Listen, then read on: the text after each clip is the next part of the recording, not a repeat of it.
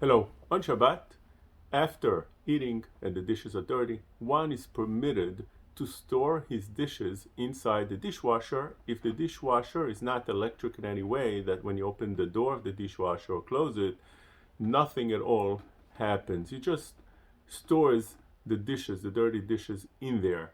That is fine. Make sure that when you do that, you don't separate dishes according to their utensils, whether it's forks by themselves, knives by themselves, and so on, because that will be borer. How about washing the dishes before putting them in, just to rinse?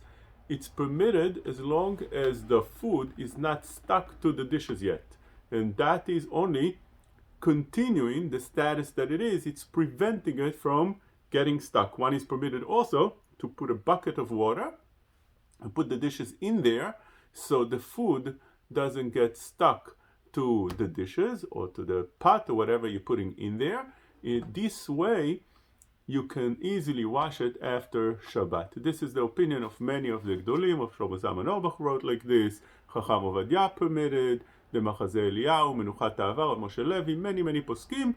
Unlike what the Or Letzion wrote in Chelek Bet, that none of this is permitted.